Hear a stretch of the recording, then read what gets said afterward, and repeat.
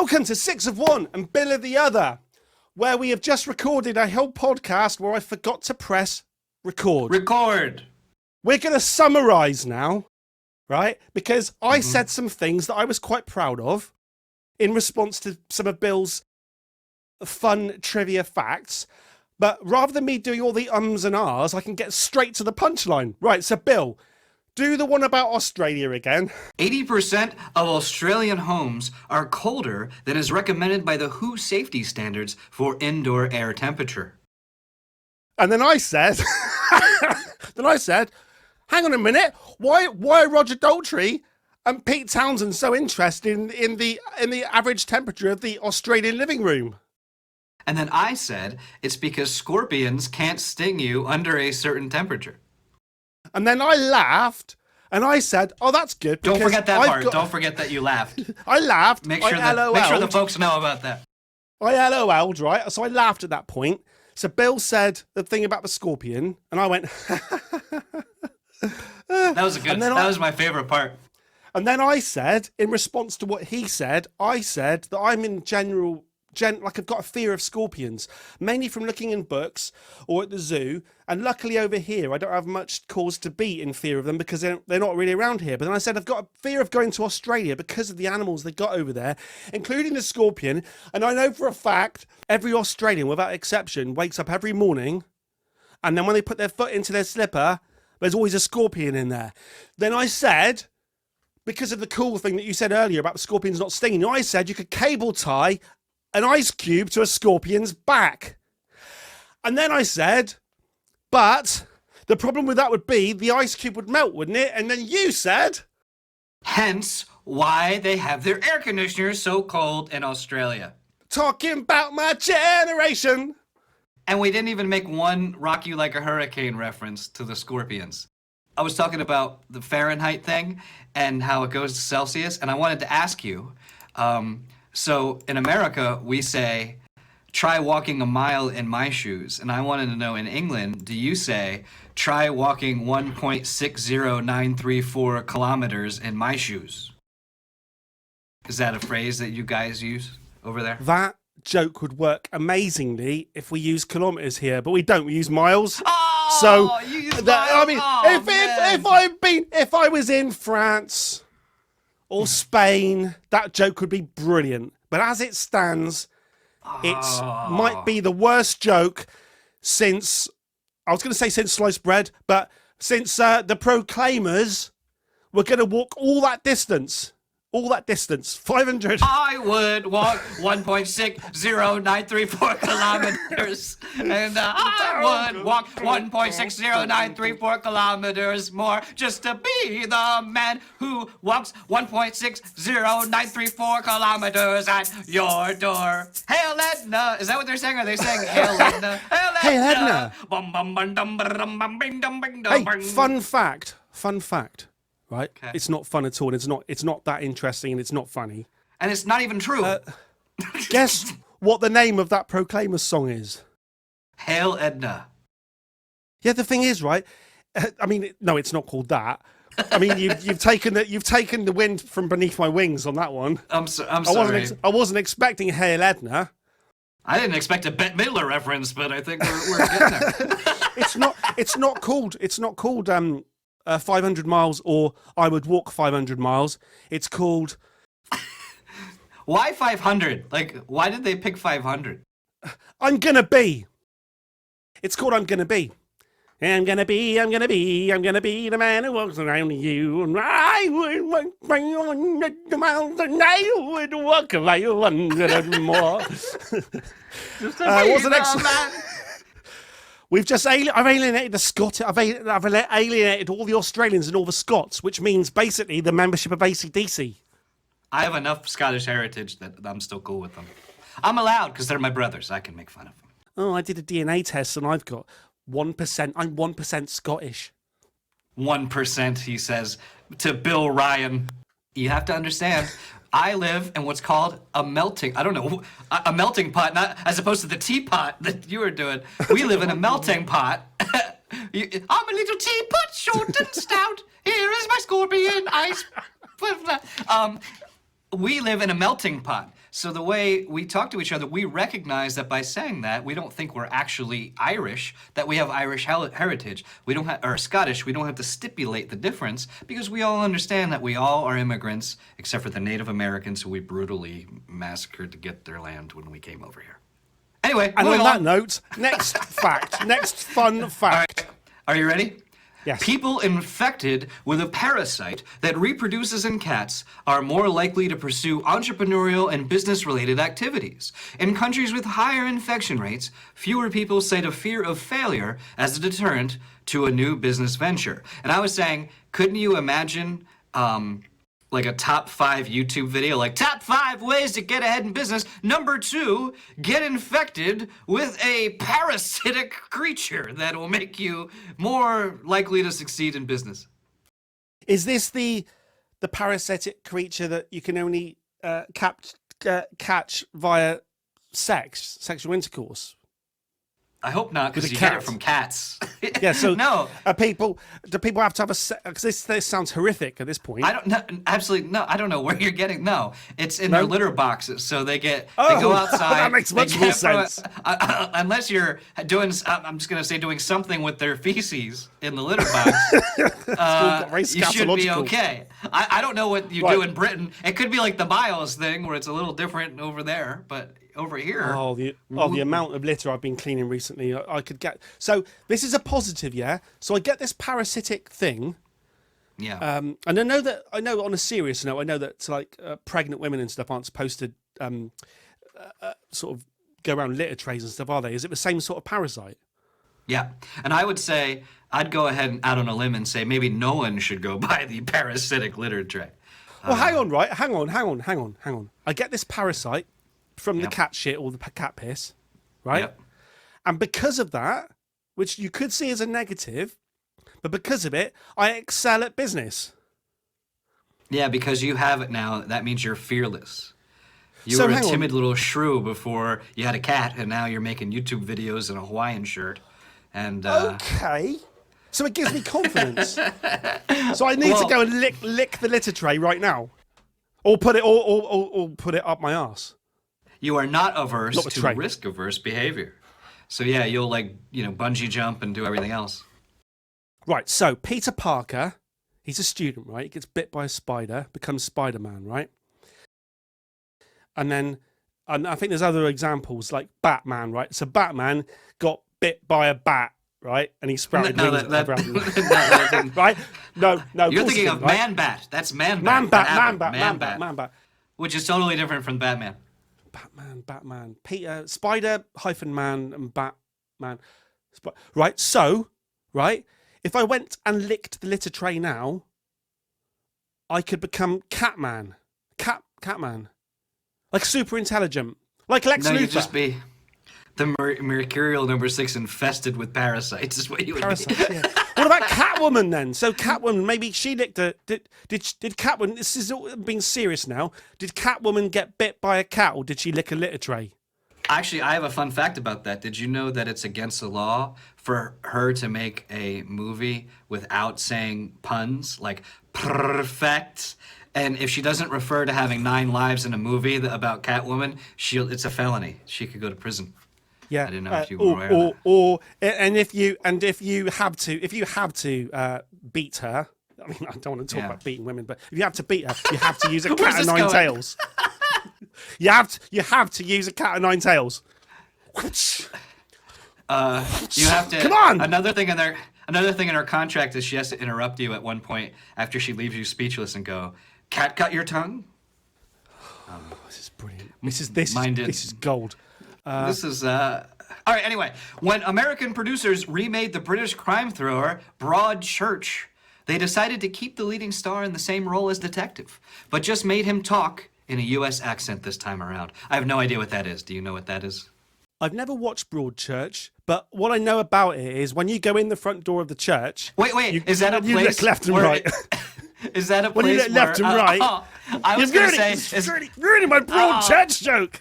I was gonna say, is it a church that you go to meet women? It's a broad church. Oh, see, Like- you've gone for a different angle, different spin on it. I was going to say, you go in the door, and it's so wide. You look to the left, look to the right. It just goes on, just massive, broad. Women, just women, You're left and right. broads. I've never called a woman a broad. Is that you do? Do you call them broads over No, there? unless they probably sounds did like in the 19.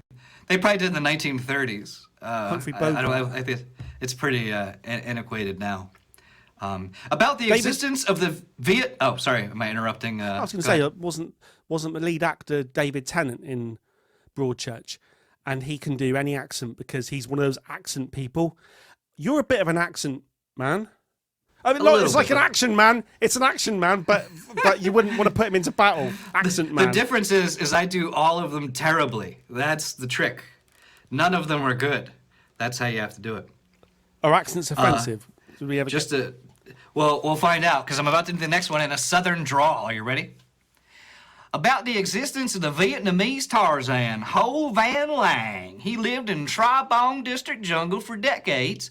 Ho Van Lang passed away due to cancer at age 52. I didn't retain anything that I just read because I was doing that terrible accent, so... It doesn't sound that funny. Move on. Okay. It involved cancer. Move on. Actor, what's funnier than cancer? We were going to do the news, but we didn't want to do the news because we didn't want to make jokes about, like, murder and cancer and things. We thought it was going to involve children dying in submarines, cancer, and the Ukraine war.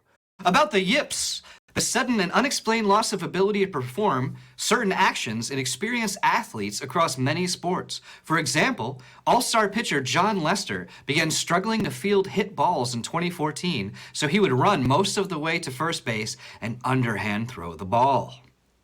Which you don't know what that means because you don't know baseball, right? Obviously, no one can actually see this on the podcast, but they're doing all this stuff, yeah? I mean, it looks like a Michael Flatley doing line dancing. Honestly, Bill, you should see my feet now. They're like lightning. I'm kind of glad I don't. Yes, that's exact. You've got it down to a T. So a sudden loss of ability, yeah? We had... right, do you have darts over there? It's like a bloke sport. Right, It's a blokes are everywhere apparently. In This properly is a bloke sport, right? So you have a dartboard, yeah. I know the Australians, the Americans need this explained to them because they've probably got some weird thing. We have a round dartboard. Yes, we have all that. Yeah? Yes, we have that. And in the 80s, the best dart player in the world was called Eric Bristow. He was the world champion, yeah, and he developed a condition while he was doing darts. Right? This is like really serious. So I apologise to Eric Bristow if he's watching this now, listening, because he's laughing, right? He developed a condition where, you got to do this in darts. Yeah. Well, you also do a lot of this back in the 80s. But you do this. Oh, I thought you were going to say drinking. People did drink a lot in the 80s. Drinking. So there's that famous not 9 o'clock news sketch where it's, right, he's going for it. Oh, double vodka. He's going for it. And he's following up with a whiskey. That's the famous sketch. Ah. Anyway, they drank a lot in the 80s. Right. Okay. Yeah, so, no, I'm listening. I'm trying. Okay. Eric Bristow, who was the world champion, developed a condition where... So in darts, you have to do this, yeah? Yeah? He couldn't let go of the dart. So he kept... he couldn't let go of the dart. That was the end of his career. I actually had the very same thing happen to me, but it was boogers. So I'd pick my nose, and I'd be like, and I just couldn't flick it off. It was horrible. I had a lot of therapy. Right, let me just right, so that's him right there. Ooh, okay. Eric Bristow, right? Let me just find it because I'm sure you're thinking, what's he talking about? Hang on, right? No, I get it. Look at the awards. Look at the awards. Look. See all this, right? Look at how many stuff he won. He won everything. He was the best darts player at the time, right? He won the holding on to the dart award. Oh, he's dead. Oh yeah, of course he died. Oh, he died. You said that like a punchline.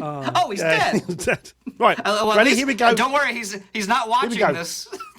He's watching from heaven. Him and Saint Peter are watching you right now. Oh, this is so relevant. This is so relevant. This is so relevant because it actually uses the word you just said. This is so relevant. Ready? Okay. Ready? This.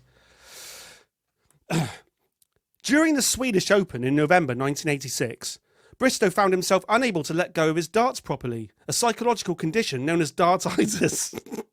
Dartsitis? Dartitis? Right, shush. A psychological condition. Wait, I got snot on my nose. Wait. Right. Bristow found himself I'm sorry to interrupt you. I just imagined some guy sitting in the psychologist's office, and the psychologist is like, I'm sorry to say, sir, but I think you have dartsitis. And the guy's like, what the f*** are darts? Bristow found himself unable to let go of his darts properly, a psychological condition. Yeah, psychological. That's weird, isn't it? It's not. It wasn't physical. He literally. Yeah. It gets in your head. He couldn't. A psychological condition known as dartitis, similar to the yips in golf.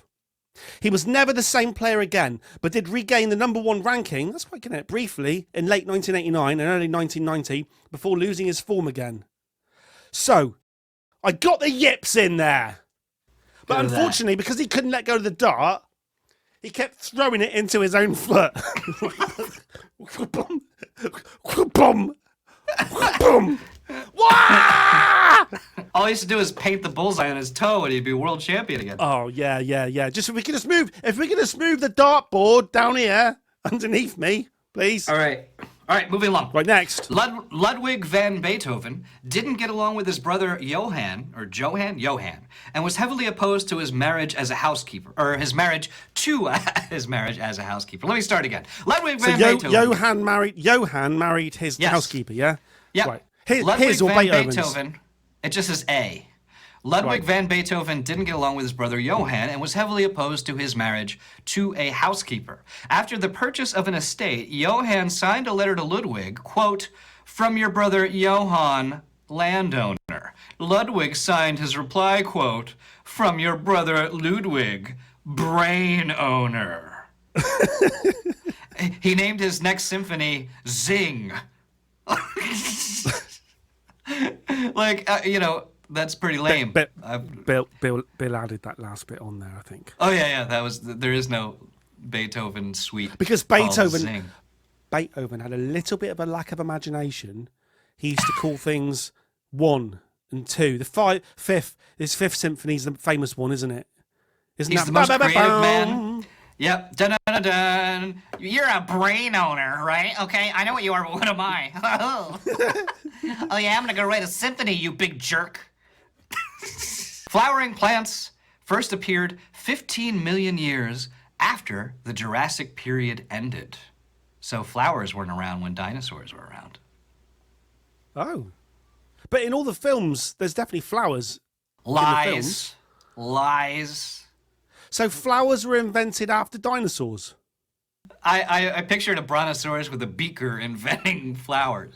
No, I think they came to be naturally. I don't think someone invented them. I don't think, Bill denying the existence of God again.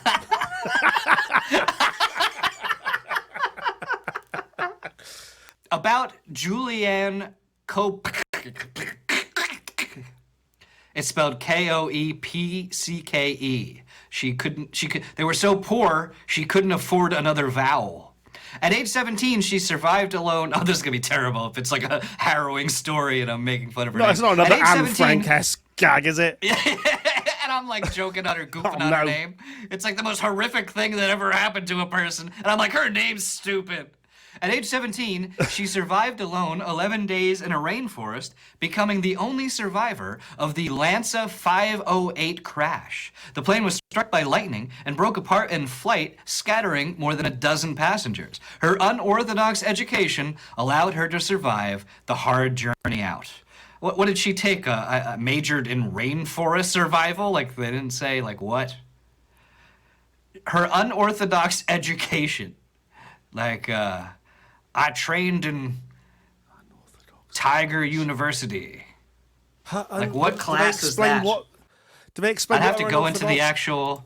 Right, let's look into the I can. Wikipedia. What's her name? Julianne. And also known as her married name, Julianne Diller. She is a mammologist who specializes in bats. Do you think she used bats to protect her like Batman did in the movie Before the Dark Knight, where all of the police were in the asylum coming to get him, and he did the thing on his boot where it sent out the supersonic sound and all the bats came, and then none of the cops could arrest him because all the bats were, and he flew down and all the criminals were like, whoa, spook. Do you think she did that? That's how she survived? Because she specialized in bats? That's my theory. She was like surrounded by snakes, and she hit her boot, and a sonic thing, and all the bats came, shoo, and that big score, and then she just jumped out of the tree, and like, and all the snakes were like, shit, and then she just like, got away. I mean, I think it happened exactly like that. This is so. You say she crashed and she survived in the wilderness, yeah? Yeah, rainforest. Listen to how bad the educational authorities sound here, right? Listen to this off Wikipedia, right? Listen to this.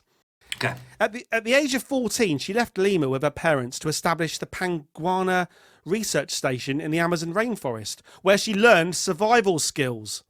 Educational authorities disapproved, and she was required to return to take her exams.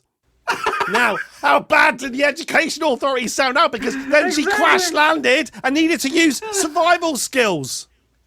I got an A in how to kung fu kick a boa constrictor. The fact is, don't ever listen to authority. Authority is wrong. Remember, kids, work is for jerks and rules are for fools. Anyway, moving along. Alaska P. Davidson was the first female special agent hired by the Bureau of Investigation. Davidson was hired by director William J. Burns in 1922, but was forced to resign by director J. Edgar Hoover in 1924. Hoover forced all women to resign by 1929. There were no female officers until 1972. Alaska P. Davidson's nickname? Harley. No, I made up that last one. It's like Harley Davidson. What I'm noticing is that Bill will add a little bit to the end of every fact. Yeah, that's what I'm noticing here. I refuse to use his vacuum cleaners. Was he racist and oh yeah, homophobic? Big time. He wrote, the FBI wrote a letter to Martin Luther King telling him that they knew he was having an affair on his wife, and they suggested in the letter that he should commit suicide. Like, that's a real thing. You can read that. Yeah, so pretty, I think it was called COINTEL Pro, unless that's a CIA one. Wow. Well, that's really horrible. That's taken the fun right out of the room. Moving along. In 2013, the first artificially reproduced human tooth was created in China. Scientists were able to create the tooth using epithelial cells extracted from human urine, which is ironic because sometimes I'll kiss my wife and she says that I've got piss breath. Nice. Well, I've been licking the cat's litter tray. You've been licking the cat litter, so that's... I've been licking the cat's litter tray, trying to become Catman. Here's a fact for you. Here's a fact for you. Okay. Here's a fact for you, right? Over in this country, right, men, gentlemen, will wear tweed. Do you have tweed in America, like tweed jackets? It's like that old man jacket. Isn't that a British town? Might be. That's Scottish, probably. Yeah. Tweed jackets, the thick. We don't wear it, but I've heard it. It looks like I'm doing that. I'm actually feeling the fabric down the front of the jacket, yeah? But we have tweed jackets. They're very common over here, but mainly at the older generation, although I do have one, and I've worn them in our videos before. But what do you think they use to make tweed jackets? Tweed. Apart from cloth and tweed. What do you think they use? Oh. Urine. Yes. Teeth. Yeah, they use urine? They use piss. Yeah. So, and when it rains and a tweed jacket gets a little bit damp, that's why it smells of piss. And that's why if you go to any pub with a load of old people in it, it always smells of piss. Why would you ever buy a tweed jacket? Like, what's the upside of the tweed jacket? I've got a tweed jacket, so I could go and get it now. Well, I'm I go and put my tweed jacket on? I'm just asking, what's the up? It smells like piss, all right? Like, to me, that's a... It's like, if you say, hey, like if I'm, like, at the store, right? And I'm like, man, that's a cool shirt. And the guy at the store is like, the only downside to this shirt is it stinks like piss. I'd go, I think I'm going to pass. I think I'm not going to get this shirt. Oh, you should hear what they rub into the trousers. Did you know corduroys are made out of diarrhea? Okay, the first pizza was probably served without tomato or tomato sauce. It was not until the Spanish brought fresh tomatoes from the Americas that modern pizzas with the familiar toppings were invented. Okay, that's interesting. So, when you go to Italy, like I've been, Did you know that the Wendy's Baconator was invented by the Druids? No, I just made that. well, when you go to Italy, right? You know, like so, you've probably got a favourite pizza, and it probably involves like pepperoni or whatever, meat feast or whatever you have in America. Right? Meat feast. Meat feast. Meat feast is one of my favourites. It does sound sexual. In England, we wear our piss jackets, and we just have plain pizzas with our piss jackets. A pizza with a great big floppy knob on it, and a piss jacket. It's like, yes, meat feast, more. Right, when you go to Italy, they only eat cheese and tomato pizzas. You can't have anything else on it. It's just cheese and tomato. Are you saying that these same people who make such an issue about pizza has to be cheese and tomato, for a long time, until the Spaniards, they just had cheese? They didn't have it. That's right. So if I look up pizza now, it was originally just some bread with some cheese on it, like cheese on toast. I think so. Yeah. Oh, I don't buy it. I don't think anyone who's listening to this buys this fact. Hang on. I'm looking up pizza on Wikipedia. After this, my house needs air conditioning, so we've been going for 36 minutes. We'll do 3 more after this. Here we go. Pizza is a dish of Italian origin. Yep. Consisting of, with tomatoes, cheese. Yep. Yeah. History. I'll click the history button. Hang on. Oh, yeah. Darius the Great. Oh, yeah. I remember him. Yeah. Yeah. That's Persia. Yeah. In Book 7, it looks like anus, but I don't think it's pronounced like that.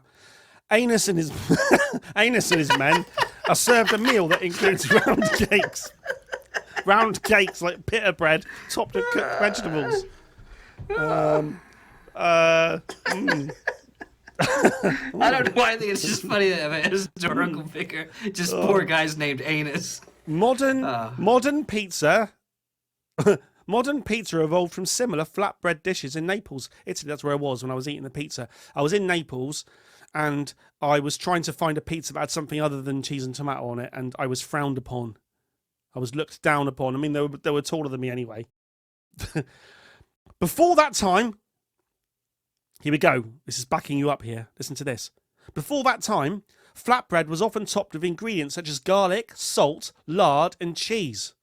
It is uncertain when tomatoes were first added, and there are many conflicting claims. Oh, it's contentious. I'm in the mood for some salty lard. In fact, it's all right. contentious. 3 more. 3 more. Right? Right, good. I like we're imposing a time limit. This is good. That's right. Number 3. Right. Before the invention of erasers, writers and draftsmen used to use breadcrumbs to erase mistakes. Ooh. It's like Hansel and Gretel, but without a witch eating children. Yeah, there's a joke there somewhere. I just can't quite grasp it. It's to do with children dying, I think. in a house made of cake with chairs. Can you imagine? Like the chairs, the tables, everything in the house are also made of like sweets and things. But I mean, I sat on a wooden chair the other day, and it just snapped around me. And Did you? Are you serious? Yeah. This is true. Right? I sat on this wooden chair, and one of the legs snapped off. Right, and where it snapped, the wood was really sharp, and as I fell, the wood could have penetrated all sorts of parts of my body, including my anus. But I was thinking about my heart, right? So the wood almost just missed my heart, and I could have died. And all that happened was the people in the room laughed, even though I almost died. There's a Norm joke where he said, they say black is slimming, but didn't fool that flight of stairs that collapsed under my new girth, new size. I don't know. Anyway, number 2. The East River that separates Manhattan from Long Island is not actually a river, but rather a drowned valley. Very sad that valley drowned. Very sad. Okay, number 1. Today I learned that a prehistoric shark with teeth shaped like a buzzsaw once existed, nicknamed the Buzzsaw Killer. The Buzzsaw Killer. Is that like They say that megalodon? they say that the shark worked for ADT security, and he would go to people's houses to install their security. Little do they know that he was in fact the buzzsaw killing shark that would come in later and know exactly how to disable it to get into unsuspecting people's homes. So I see what you're doing. You're doing about Dennis Radar, not Radar. The inventor of the radar. What does was MASH also have to do with bound this? and tortured people. What does MASH have to do with this? Everyone over 40 will get that joke. I think I'm confused. Does the shark sort of tiptoe on its back fin things like that? Is the shark upright? No. With a mouth. When the shark and is he dressed as a DIY? When he knocks on the door, he has a fake mustache. Right. There was actually a very funny SNL sketch of a shark that would ring the doorbell to try to get him to let him in, and he'd be like, "Pizza delivery." They would know it's a shark, and then if they ate it, the shark would come in and eat them all. It was actually pretty funny. All right. Right. On that bombshell, I thought that was fun. That was, I thought it was a fun little thing. I mean, tell us if you hated this and you want us to do more long-form topics. It gets hard to keep coming up with things to talk about, and we don't want to be focused on one thing. So let us know if you just like hanging out and laughing a little bit. If there's other things you'd like us to talk about. Send us some messages with topic ideas for podcast episodes, and I will answer them. And hopefully you can come up with a good idea, because I'm telling you what, today that was planned. Our jackets smell like piss, and our egos can't handle, or are too sensitive to handle a diss. No, I don't know. Were you trying to do a rap there? Our jackets smell of piss. You can't handle the diss. Did you know that discount is actually, isn't discount the term for a rap battle judge? Because he does a discount. He does discount. Yeah. Like 4 disses for Bill and 5 for Mercurial number 6. Thank you very much. Thank you very much. On that bombshell. That was the greatest ever podcast episode of anything ever. Deep. I would say deep. And then in the next episode, we'll probably be doing another 20 fun facts. Yep. Over and out.